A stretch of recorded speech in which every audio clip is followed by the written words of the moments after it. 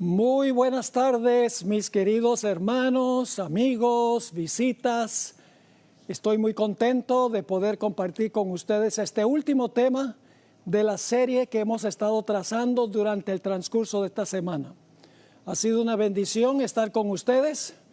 Hubiera sido mejor estar personalmente, pero lamentablemente por las circunstancias no ha sido posible, tal vez en un futuro, sino aquí, por lo menos en el reino. Hoy vamos a estudiar un tema muy importante, pero antes de hacerlo queremos pedir que Dios nos acompañe. Así que vamos a orar.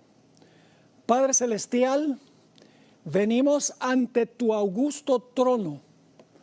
Venimos con confianza, porque venimos en el nombre de Jesús. Y sabemos que cuando Jesús nos representa, tú oyes y respondes nuestras oraciones.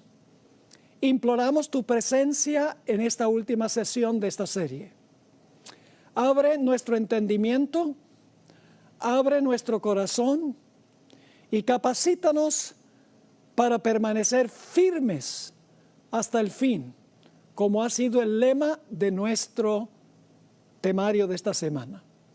Gracias, Padre, por responder esta oración, porque te lo pedimos en el nombre de Jesús. Amén. Esta tarde vamos a estudiar una parábola del Señor Jesús. Esa parábola se encuentra en el Evangelio según San Lucas, el capítulo 18 y los versículos 1 al 8. Lucas 18, 1 al 8. Lo primero que voy a hacer es leer la parábola.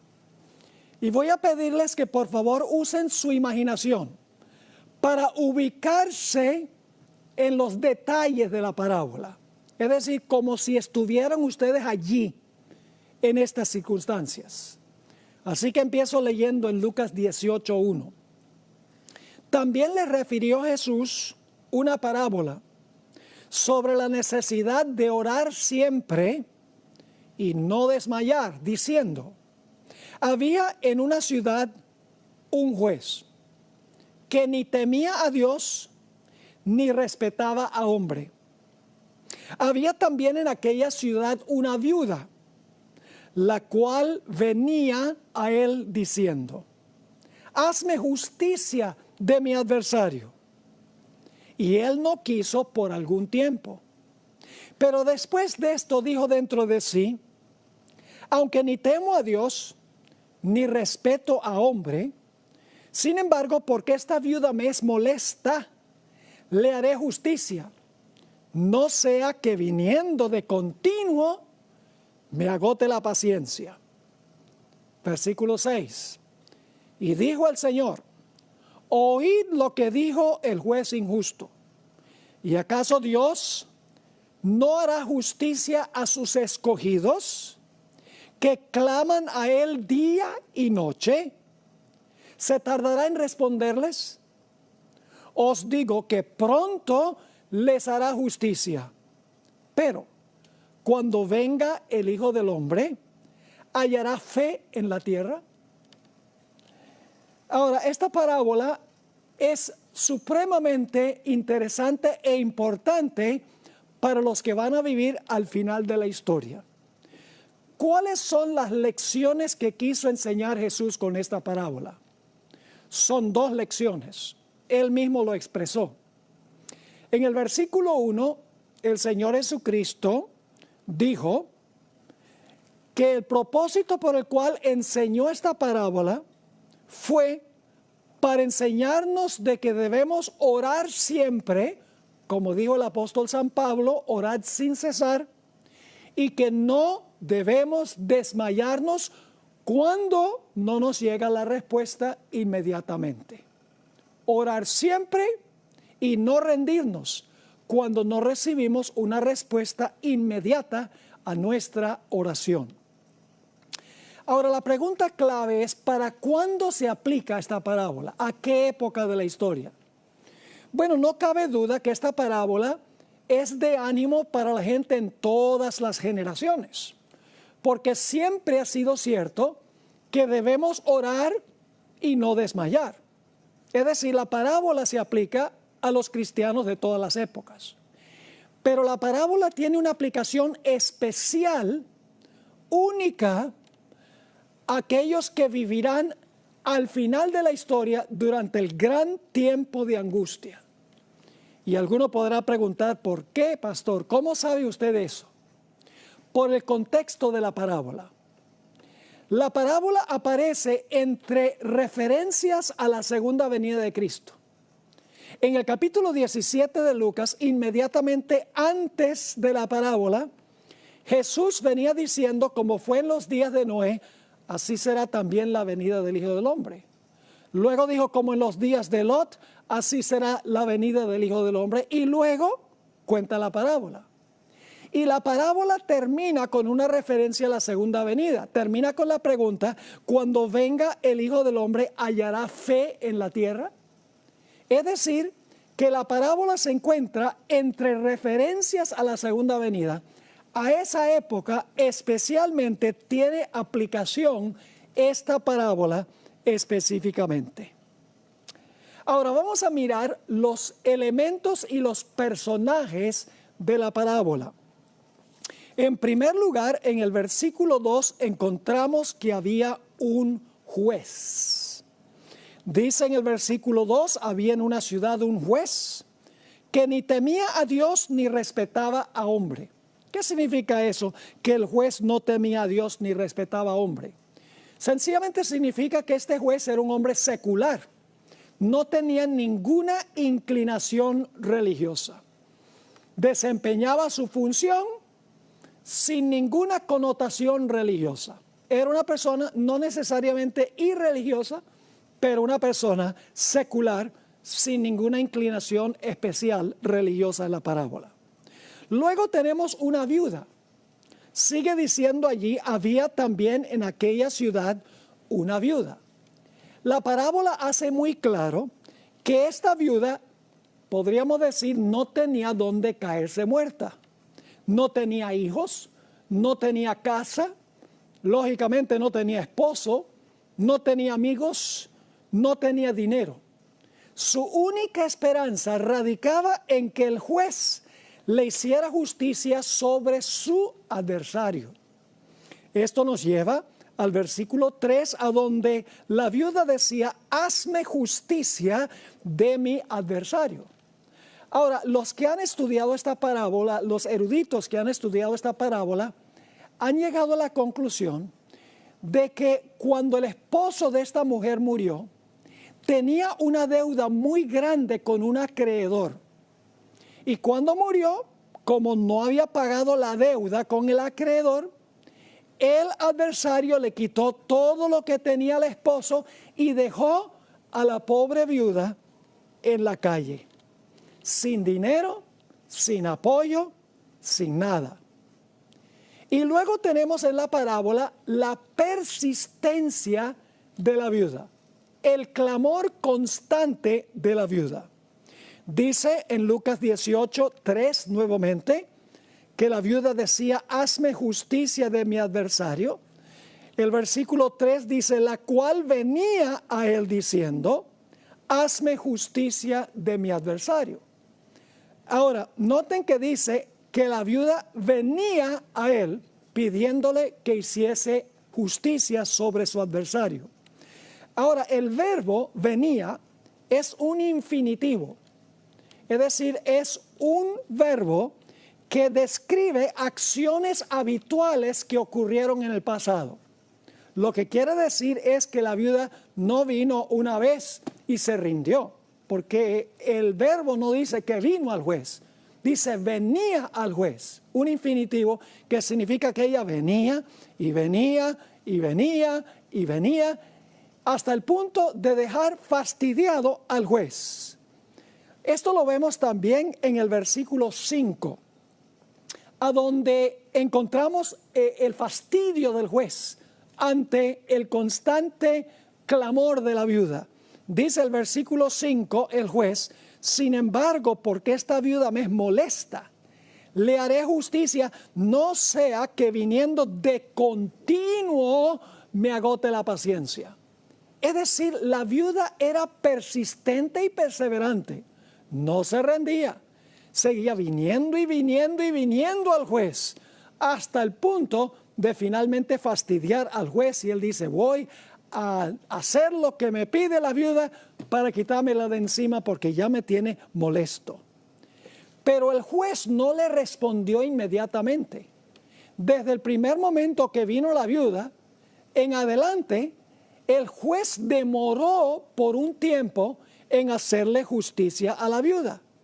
En Lucas 18 dice que él no quiso por algún tiempo. Es decir, hubo una demora en esta historia en el juez hacerle justicia a esa viuda. Pero la parábola nos dice que finalmente el juez le hizo justicia. Dice así, pero después de esto dijo dentro de sí el juez, aunque ni temo a Dios, ni tengo respeto a hombre, sin embargo, porque esta viuda me es molesta, le haré justicia, no sea que viniendo de continuo me agote la paciencia. Y así fue que el juez finalmente le hizo justicia a la viuda después de una larga demora.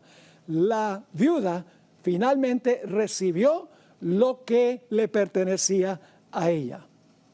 Ahora, la pregunta clave es, ¿qué representa esta parábola? ¿Qué representan o simbolizan los detalles de esta parábola? Pues no tenemos que adivinar. Saben que algunas de las parábolas de Jesús, Él nunca explicó su significado. Por ejemplo, en Mateo el capítulo 13 tenemos varias parábolas que Jesús contó la parábola y nunca la explicó. Como por ejemplo, la parábola de los pescadores que salieron, reunieron peces en su red y los trajeron y los separaron en la playa. Jesús no explicó qué significaba eso. La parábola del tesoro escondido.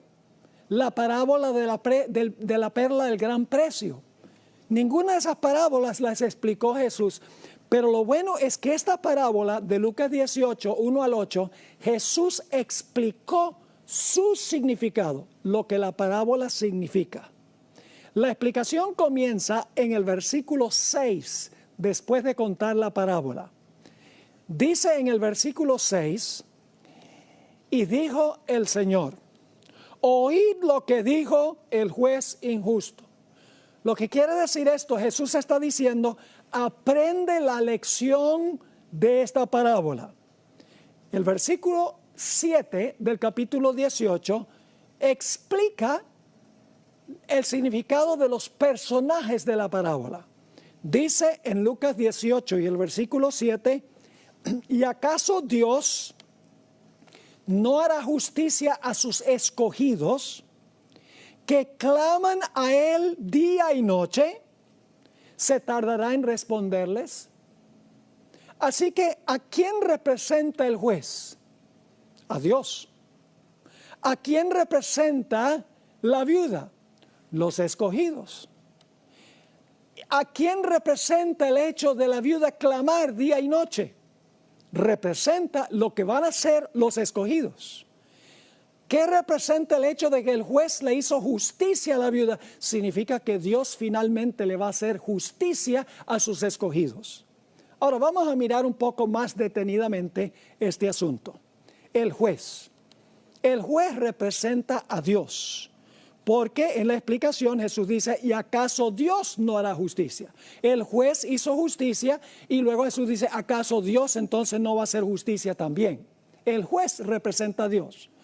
Y yo sé que algunos están pensando y diciendo, pero Pastor Bor, ¿cómo es que un juez que no teme a Dios ni respeta a hombre, un juez secular que no tiene ninguna inclinación religiosa, puede representar a Dios? La respuesta es que el juez representa a Dios en una comparación a manera de contraste. Les voy a explicar cómo es este asunto. Lo que está diciendo Jesús es que si un juez secular que no teme a Dios ni respeta a hombre, contesta las plegarias de una viuda para quitársela de encima, ¿cuánto más Dios va a responder las plegarias de los escogidos porque los ama?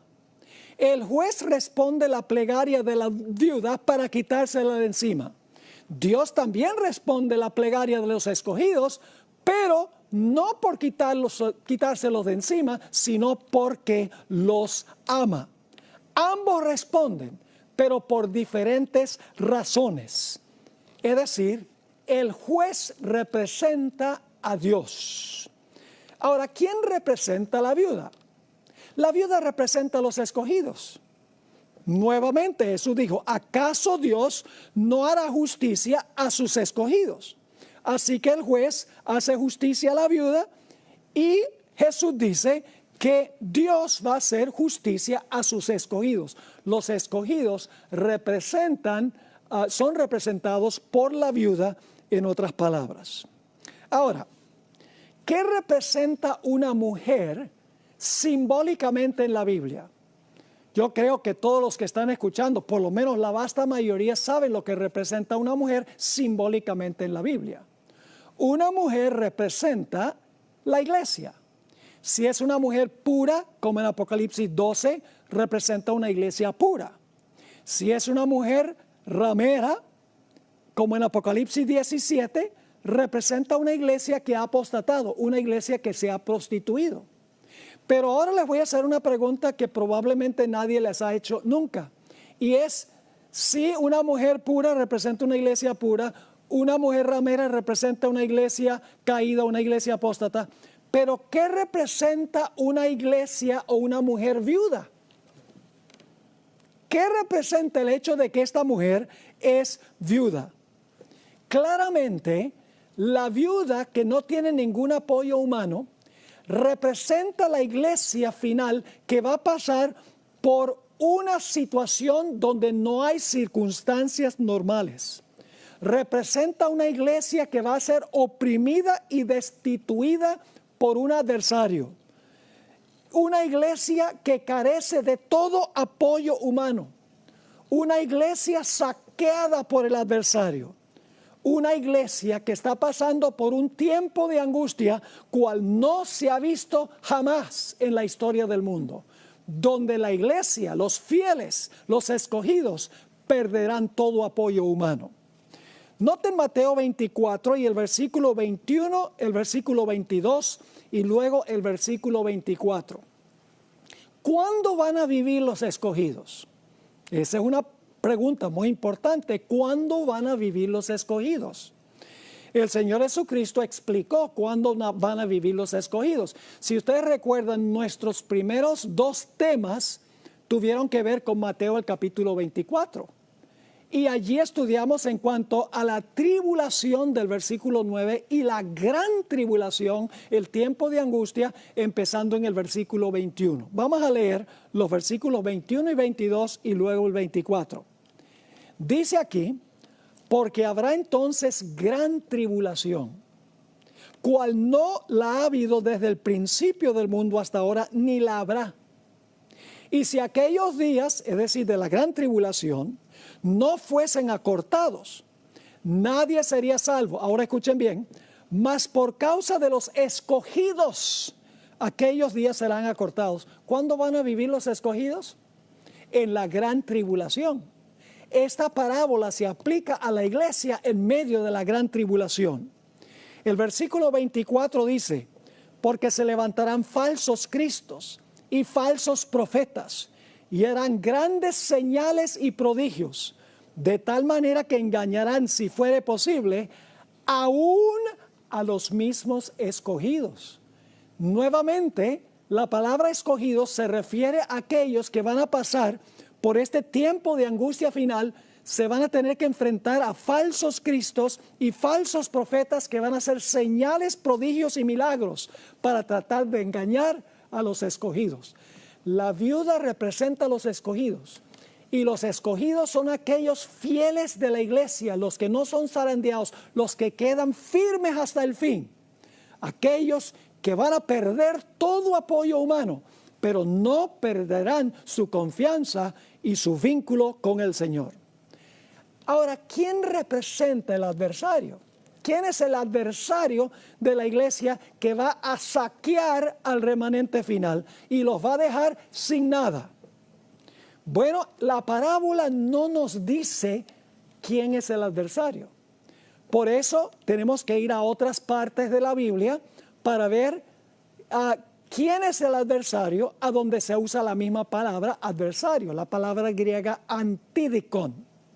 Primera de Pedro 5:8 identifica al adversario. Aquí dice el apóstol Pedro: sed sobrios y velad, porque vuestro adversario, la misma palabra de la parábola, vuestro adversario el diablo, como león rugiente, anda alrededor buscando a quien devorar. Y en Apocalipsis 12, el dragón, Satanás, está acechando y persiguiendo a la mujer. Y la mujer tiene que huir al desierto y dejar todo atrás. Es decir, el adversario que va a saquear a los fieles, al remanente fiel, los va a dejar sin nada, sin familia, sin amigos, sin posesiones, sin casas, sin carros, sin dinero, sin libertad, inclusive en la cárcel. Es Satanás. ¿Y qué va a hacer el pueblo de Dios durante ese tiempo? Bueno, el Señor Jesucristo dice que van a clamar día y noche para que Dios los libre de su adversario. Esa palabra clamar que se usa aquí en la parábola es una palabra muy fuerte, muy intensa en el idioma griego.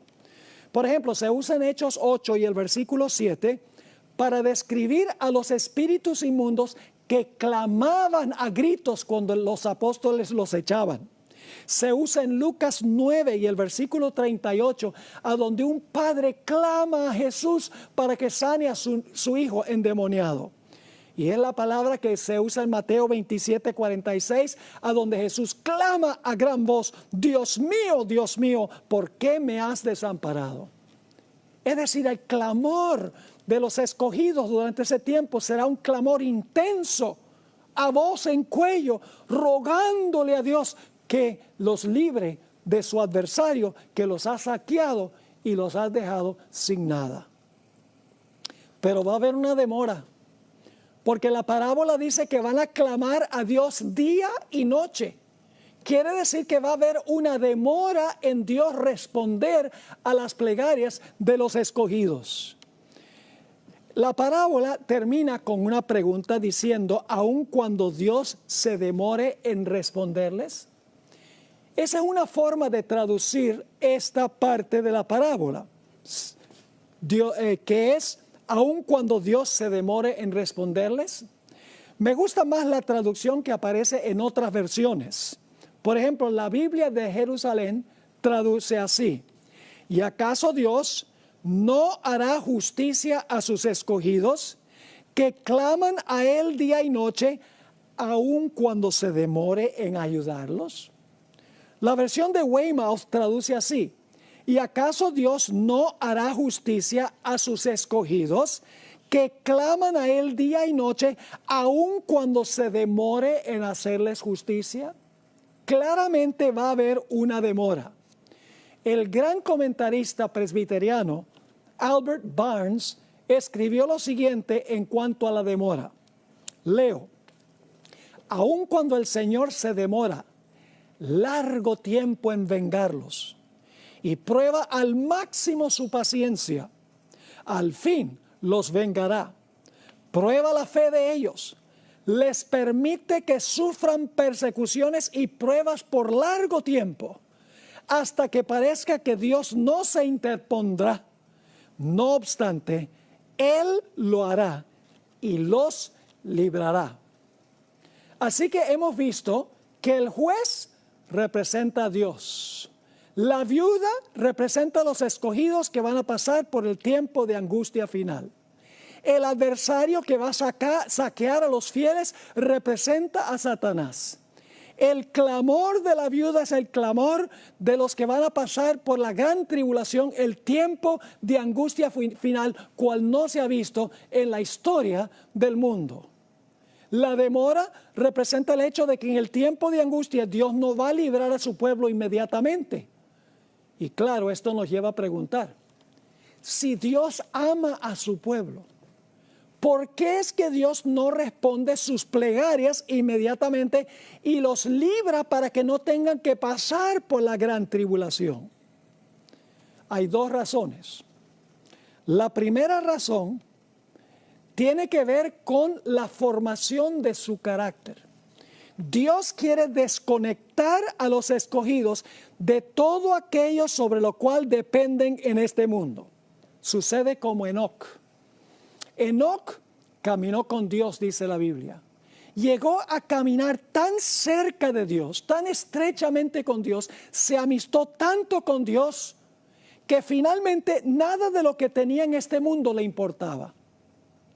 Claro, le importaba alcanzar las almas para Jesús, dándoles buen ejemplo y enseñándoles palabras, pero materialmente Enoc ya no estaba conectado con este mundo y por lo tanto Dios le dijo a Enoc, Enoc, ya tú no tienes nada que hacer ahí en ese planeta, porque aunque tu cuerpo está allá, tu corazón está acá. Ven, te voy a llevar acá para que sigamos caminando por la eternidad sobre la calle de la Nueva Jerusalén. Esa será la generación final. Dios, a través de esta tribulación, quiere desconectar a su pueblo de todo aquello sobre lo cual dependen aquí, que aprenden a depender completamente del Señor, que su carácter sea refinado en el fuego. Noten lo que dice Job 23 y el versículo 10. Job 23 y el versículo 10. En unos momentos vamos a hablar un poco más del libro de Job. Pero Job entendió por qué él pasó por su gran tribulación. En Job 23, versículo 10, Job dijo, mas él, Dios, conoce mi camino. Me probará y saldré como oro. Job dice, yo paso por esta prueba, que es un horno, y cuando haya pasado por la prueba, saldré como oro puro, sin escoria. En Isaías 48 y el versículo 10 se compara también el proceso de purificación del carácter con la purificación de metales. Dice en Isaías 48, 10, Dios está hablando, he aquí te he purificado y no como a plata. Te he escogido en horno de aflicción. Me hace recordar la experiencia de los jóvenes que fueron echados al horno de fuego en los días del rey Nabucodonosor. Tendrían que ejercer una fe extraordinaria para estar dispuestos de ser echados en un horno calentado 7 veces más que lo que se solía hacer. Tenían que tener una fe extraordinaria, una confianza en Dios que era más poderosa que la vida misma. En el Conflicto de los Siglos, página 621, en el capítulo sobre el tiempo de angustia, Elena White escribió en cuanto a los que van a pasar por ese tiempo y lo comparó con el horno de fuego. Dice así, hablando del remanente de los escogidos, su aflicción es grande. Las llamas del horno parecen estar a punto de consumirlos, pero el refinador los sacará como oro purificado por el fuego. El amor de Dios para con sus hijos durante el periodo de su prueba más dura es tan grande y tan tierno como en los días de su mayor prosperidad, pero necesitan pasar por el horno de fuego. Debe consumirse su mundanalidad. En realidad, esa no es la palabra que usó Elena White en el cielo. Hay una palabra en inglés, mundanalidad, que es la palabra worldliness. Esa no es la palabra que ella usa en el original. En el original dice earthliness. Yo voy a crear una palabra en español. Debe consumirse su terrenalidad, lo que los tiene conectados a este planeta. ¿Y con qué propósito? Para que la imagen de Cristo se refleje perfectamente. Pero hay una segunda razón por la demora. No solamente porque Dios quiere que su pueblo deje de depender de todo lo que está aquí y dependa plena y completamente sobre Dios, que su carácter sea finalmente purgado y purificado de todo lo que los conecta aquí, sino que también hay un segundo propósito que se encuentra en el libro de Job. Satanás le dice a Dios, en presencia de los seres del universo, que su pueblo le sirve por interés. que si Dios no bendijera a su pueblo, si Dios no cercara a su pueblo con protección, su pueblo lo abandonaría inmediatamente. Aquí es que entra el libro de Job.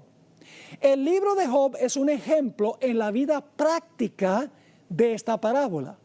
Vamos a ver en qué sentido. En Job 1 vienen todos los hijos de Dios a presentarse delante de Jehová, entre los cuales vino también Satanás.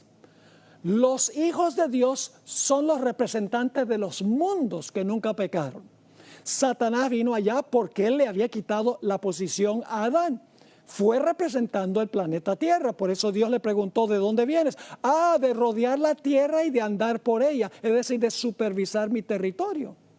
Y entonces Dios le dice a Satanás, ¿no has visto a mi siervo Job? Vive en tu territorio, pero es siervo mío. Hombre recto, temeroso de Dios, apartado del mal. Y Satanás, en presencia de todos los representantes en el concilio celestial, en presencia de todos los hijos de Dios, los representantes de todo el universo, Satanás le dice, claro que te sirve. Tú lo has cercado con una cerca de protección. Has bendecido todas las obras de sus manos, lo has prosperado, lo has llenado de bienes. Claro que te sirve, pero te sirve como un mercenario, te sirve por interés, pero si tú le quitaras todo, te blasfemaría tu rostro. El universo vería que él no te sirve por amor, te sirve por interés. Ahora, Dios podría haberle dicho a los seres celestiales, no le hagan caso a ese, ustedes saben que ese es un mentiroso. Pero hubieran quedado dudas en la mente de los seres celestiales, hubieran dicho, oye, ¿de verdad que Dios ha bendecido a Job, lo ha protegido? ¿Quién sabe qué pasaría si en algún momento Dios le quitara todo lo que le ha dado y le quitara la protección? Así que Dios ahora le dice a Satanás, tú dices que él me sirve por interés, por los panes y los peces. Está bien, ve, te permito que tú le quites todo lo que tú quieras. Satanás sale de la presencia de Jehová. Los 10 hijos los mata. Todos los siervos que tenía, perdidos. Además de eso, perdió todas sus bestias. Era el hombre más rico del oriente, dice la Biblia. En cuestión de minutos, y sabemos que fueron minutos, porque dice que cuando un mensajero estaba dando la mala noticia, el otro llegó cuando el otro todavía estaba hablando. Es decir, en cuestión de minutos, Job perdió sus hijos, sus siervos y todas sus posesiones. Y todo el universo está observando y diciendo, ¿Job sirve a Dios por amor, por puro amor o por interés? ¿Y qué dice Job? Job dice, Dios dio y Dios quitó. Alabado sea el nombre de Jehová. Y los seres celestiales dicen, gloria a Dios, aleluya. Job sirve a Dios por amor y no por interés. Porque fíjense que Satanás le quitó todo y todavía es un fiel seguidor de Dios. Hay una segunda reunión del concilio celestial en el cielo. Van los representantes del universo allí a ese concilio, entre los cuales va también Satanás representando el planeta Tierra. Y ahora Dios le dice, ¿de dónde vienes? De rodear la tierra y de andar por ella. Y entonces Dios le dice a Satanás, ¿has visto a mi siervo Job? Que a pesar de que me incitaste contra él, todavía conserva su integridad. Claro, Satanás tiene una respuesta. Él dice, pues claro, no me dejaste tocarlo a él. Cualquier hombre está dispuesto de entregar lo que tiene con tal que no lo aflijan a él. Pero si tú permitieras que yo lo afligiera a él, te blasfemaría tu rostro inmediatamente. Todos los seres celestiales, los representantes están escuchando. Y dicen, ¿de verdad que Dios le dijo a Satanás que no podía tocar a Job? Y Dios lo ha protegido, ¿quién sabe? Así que Dios le dice a Satanás, tú dices que porque yo lo mantengo sano y salvo, que él me sirve por eso. Satanás dice, claro que sí. Dios dice, entonces yo te permito que salgas y hagas con él lo que tú quieras. Lo único que no permito es que lo mates. Escuchen bien.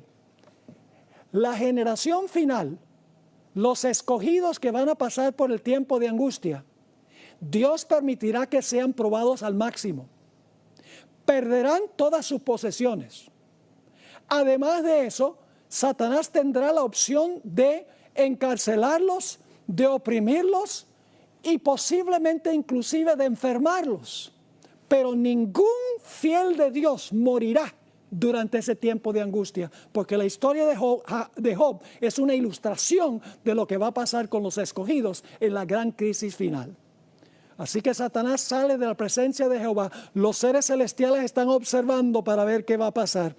Y Satanás aflige a Job con una llaga maligna desde la mollera de la cabeza hasta la planta del pie. Tan terrible era que tenía que rascarse con una teja, indudablemente desfigurándose. ¿Qué ha perdido Job? Ha perdido a todos sus hijos, ha perdido su casa, ha perdido a sus siervos, ha perdido sus posesiones y ahora ha perdido la salud.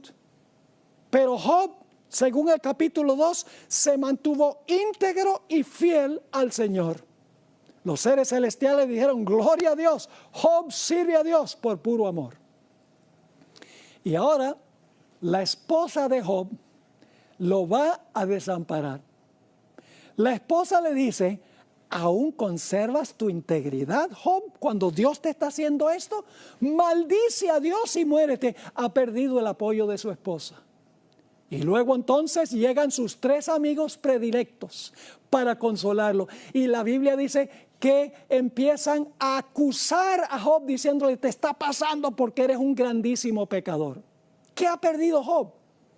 Ha perdido a sus hijos, ha perdido su casa, ha perdido sus siervos, ha perdido sus posesiones, ha perdido su salud, ha perdido el apoyo de su esposa, ha perdido el apoyo de sus amigos.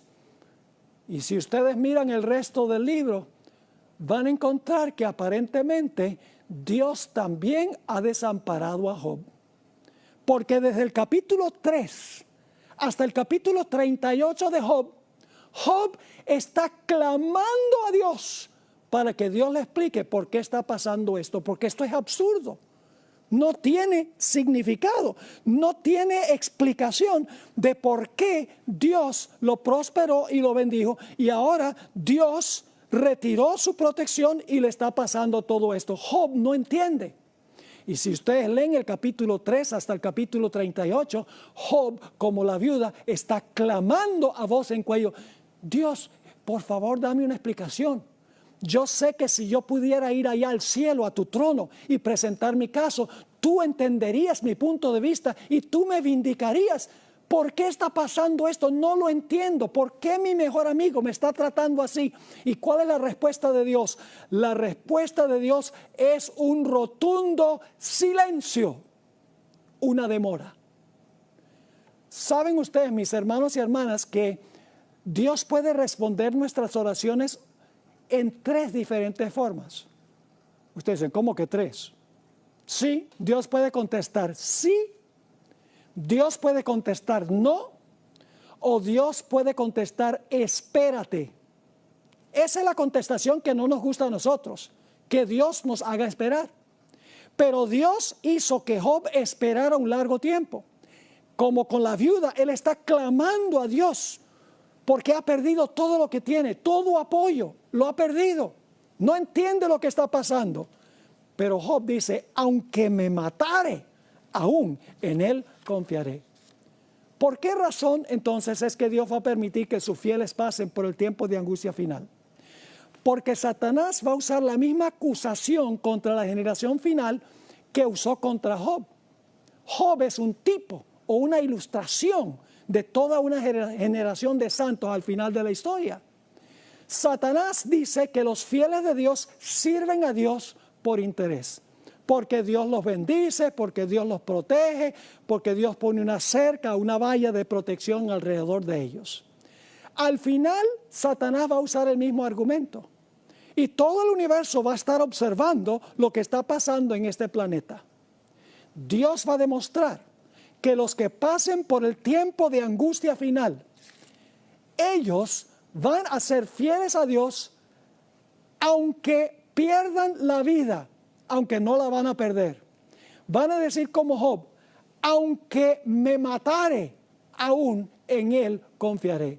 Van a decir, yo sé que mi Redentor vive, aun cuando no lo puedo sentir en este momento. Van a decir, cuando me hubiere probado, saldré como oro. Es decir, la generación final va a demostrarle al universo que Dios tiene un pueblo que sirve a Dios por puro amor, que no les importa perder todo, inclusive dispuestos de entregar la vida por amor a Dios. Así que Dios va a permitir que su pueblo pase por esto para darle una demostración de la fidelidad de los fieles durante el tiempo de angustia. ¿Saben ustedes que la más hermosa ilustración de esta historia que contó Jesús, de esta parábola que contó Jesús, se encuentra en la misma vida de Jesús? Vamos a mirar los elementos en la vida de Jesús. ¿Quién sería el juez en el caso de la vida de Jesús que le podía hacer justicia a Jesús? Pues el juez sería su Padre, Dios. ¿A quién representaría la viuda de la parábola que no tenía dónde recostar su cabeza? Jesús. Él mismo dijo, las zorras tienen guarida y las aves nido, el Hijo del Hombre no tiene dónde recostar la cabeza. Y cuando Jesús colgó en la cruz del Calvario, el Señor Jesucristo no tenía nada, ni siquiera la ropa la tenía puesta. Así que el escogido de la parábola es Jesús. ¿Quién es el adversario? El adversario en el caso de Jesús es Satanás, quien le quitó todo a Jesús lo que tenía. En el huerto del Getsemaní nos dice que Jesús comenzó a entristecerse y a angustiarse en gran manera. 3 veces en el huerto le rogó a su padre, fíjense la demora, le ruega a su padre que si es posible le quite la copa de su angustia, porque está pasando por un terrible tiempo de angustia, sudando grandes gotas de sangre. ¿Cuál fue la respuesta de su padre? La respuesta de su padre fue silencio rotundo. En la cruz del Calvario Jesús clamó, Dios mío, ¿por qué me has desamparado? Es decir, en el caso de Jesús, el Padre se demoró en responder a las plegarias de Jesús. Hubo una demora. Así que en el caso de Jesús, el juez es Dios el Padre. El escogido es el Señor Jesucristo. El adversario que saquea a Jesús es Satanás. El tiempo de angustia es el tiempo de angustia que pasó Jesús en el Getsemaní y en la cruz. La demora es que el Padre no le respondió inmediatamente.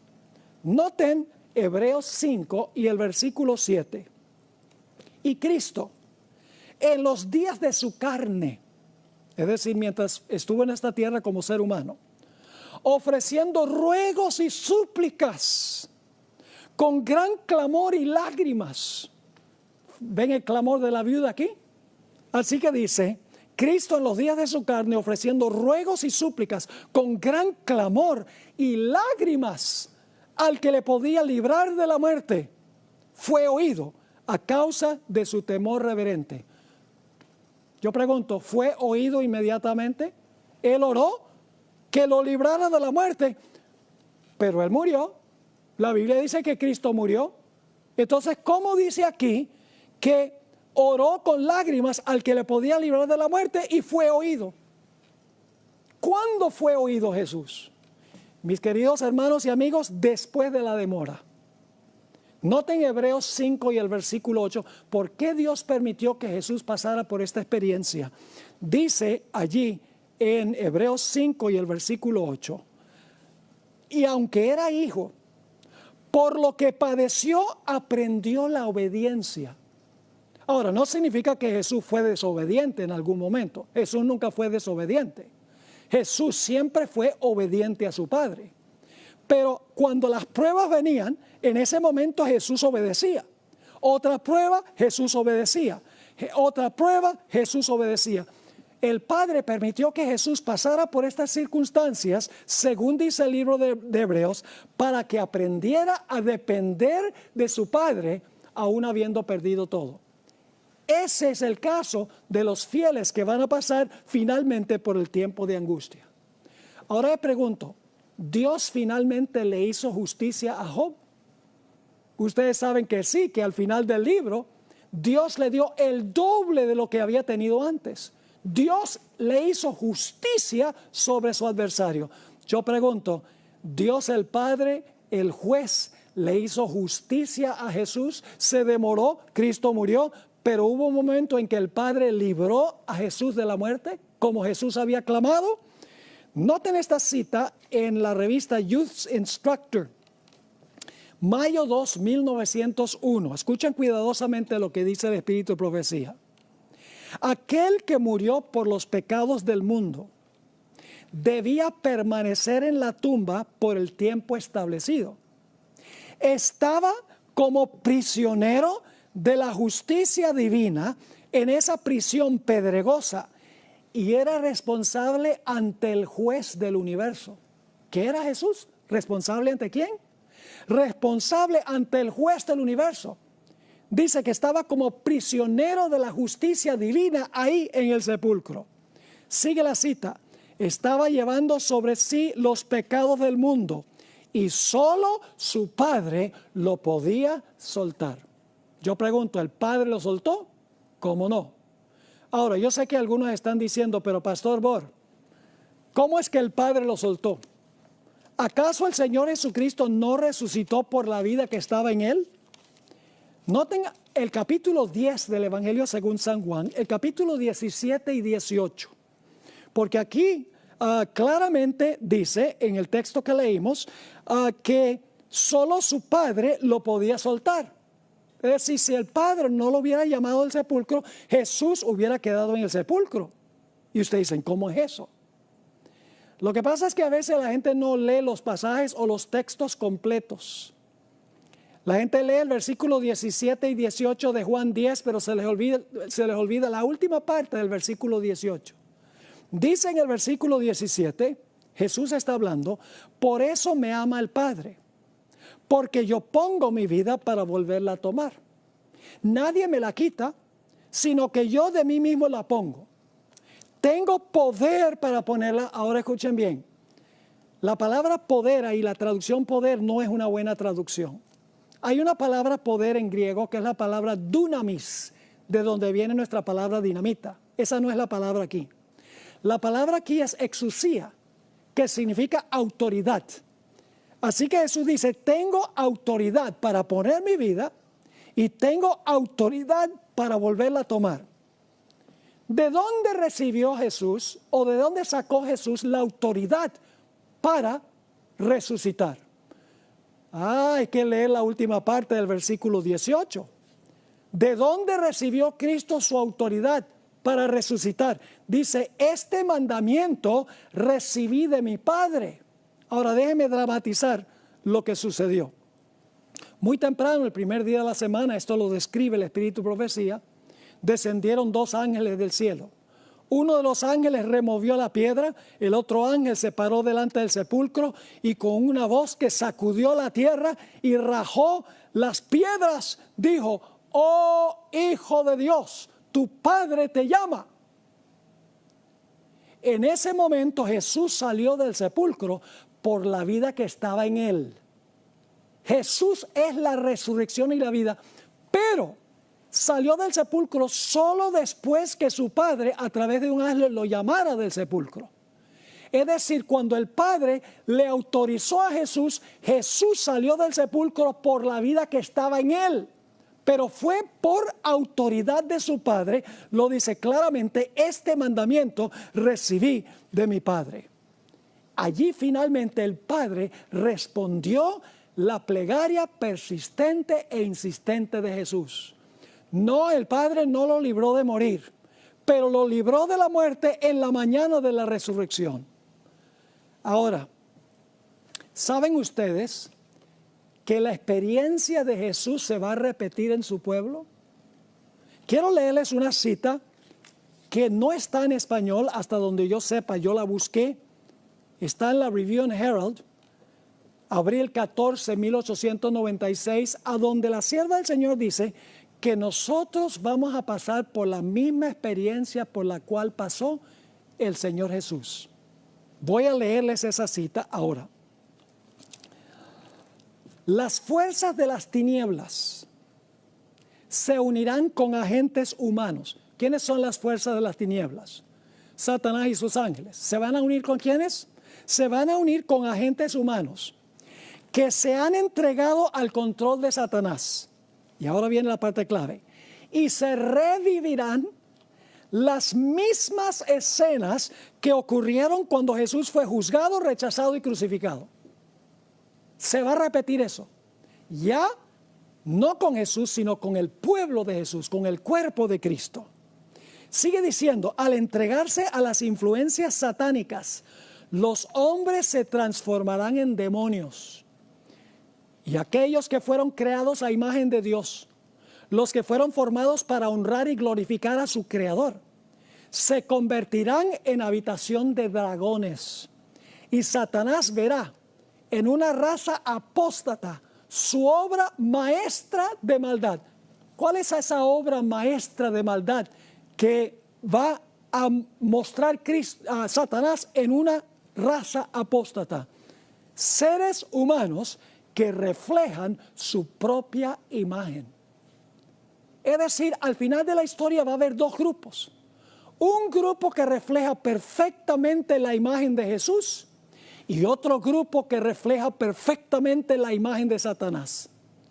¿Pueden ustedes imaginarse cómo será este mundo cuando todos los impenitentes están bajo el control de Satanás? Los vientos ya no son retenidos, se le da rienda suelta a Satanás, solo que Dios dice, puedes hostigar a mi pueblo, puedes hostigar a los escogidos, puedes probarlos al máximo, pero no te permito que mates a ninguno de ellos. Hermanos y hermanas, en este tiempo es que nosotros tenemos que formar esa dependencia sobre nuestro Dios. Porque cuando lleguemos a ese momento, si no hemos aprendido a depender de Dios, si no hemos aprendido a confiar en Dios, en ese tiempo no vamos a permanecer firmes.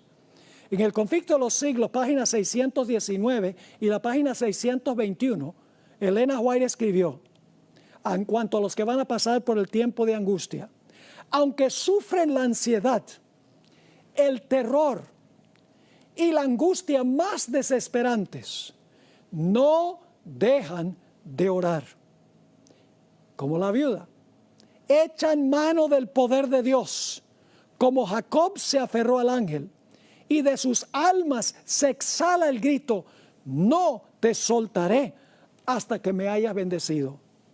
En la página 621, Elena White escribió, los tiempos de apuro y angustia que nos esperan requieren una fe capaz de soportar el cansancio, la demora, el hambre. Una fe que no desmaye a pesar de las pruebas más duras. Ahora, ¿cuándo desarrollamos esa fe? Termino la cita.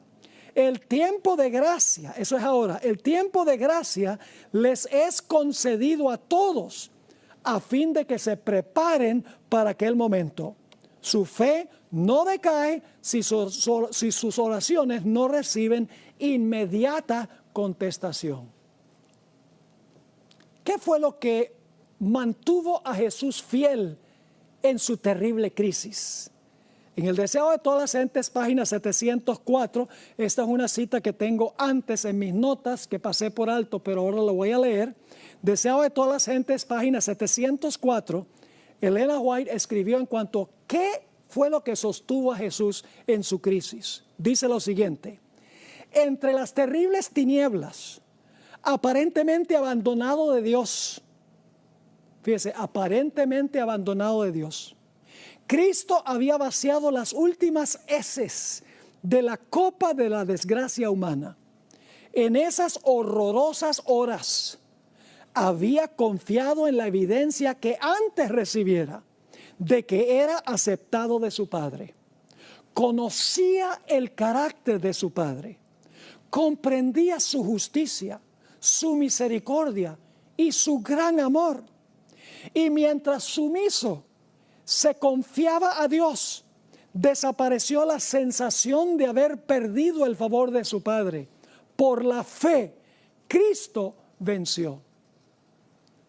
Este tiempo de gracia nos es concedido para aprender a depender sobre nuestro Dios.